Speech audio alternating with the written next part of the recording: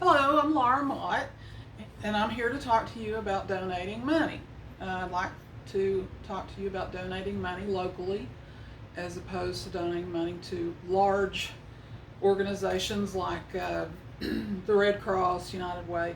It's okay to donate money to places like that, but there's a need locally, and a lot of times people, when you donate locally, it helps the community in a lot of ways with housing.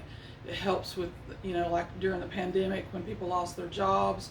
It's so hard for them to go and get in line and try to get a government agency to get them what they need. They may need something that day or the next day, and they very often can't get it that quickly.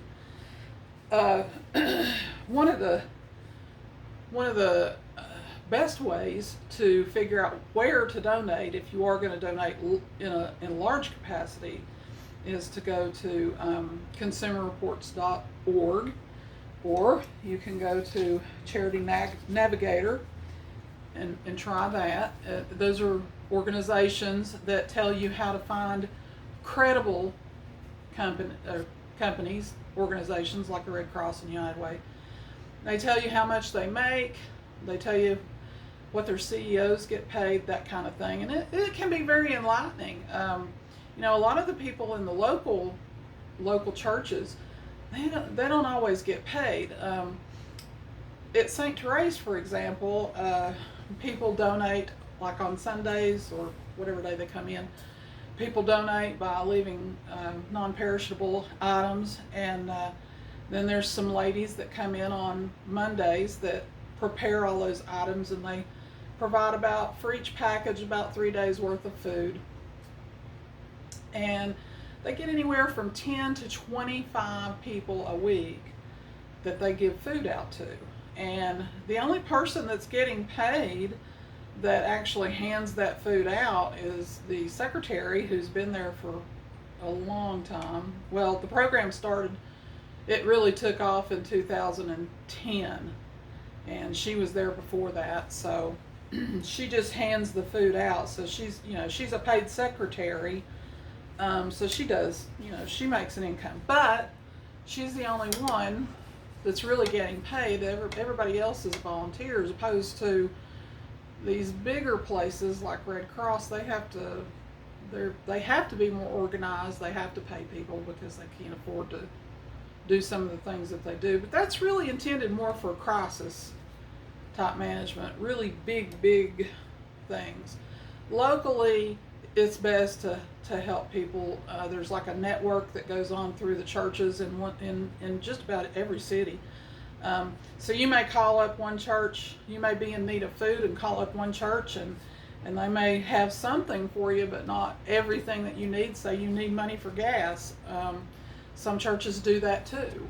And so you can usually get in contact with a church representative, and they can send you to another church if they don't have exactly what you need, or they can make arrangements.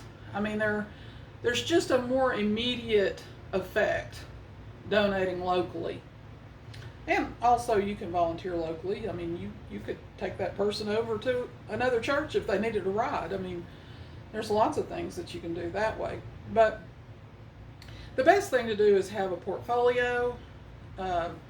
Go ahead and decide how much money you think you can afford to spend if you do want to donate, which is really common around the Christmas holidays. A lot of people donate about that time, but I usually try to figure out, okay, I can spend X number of dollars, but where is the need? Where does it really need to go?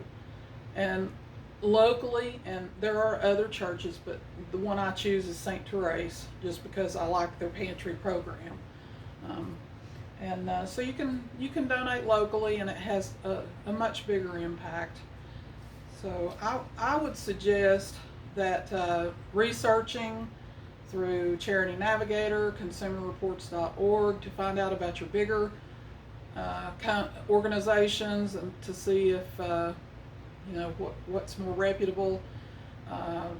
Red Cross in particular had some issues back during 9/11. They took in a great deal of money, over $200 million, they placed in a special fund for future possible terrorist attacks. But that's not what the donors intended. People across the United States were all sending money.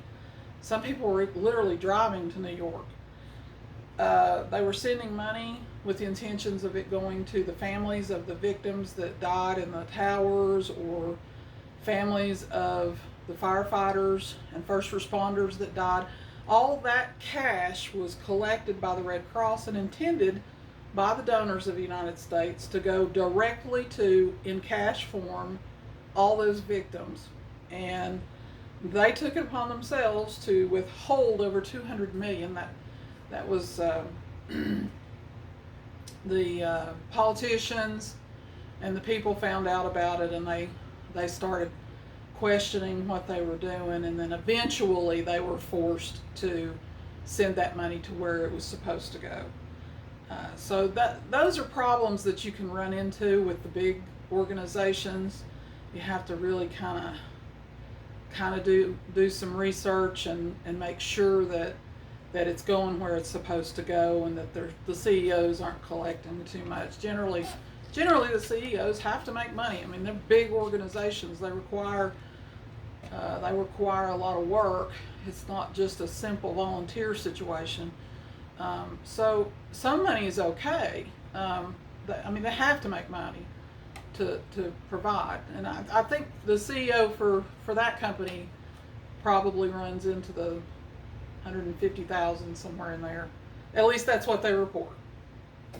That's what they report to the Consumer Reports and places like that.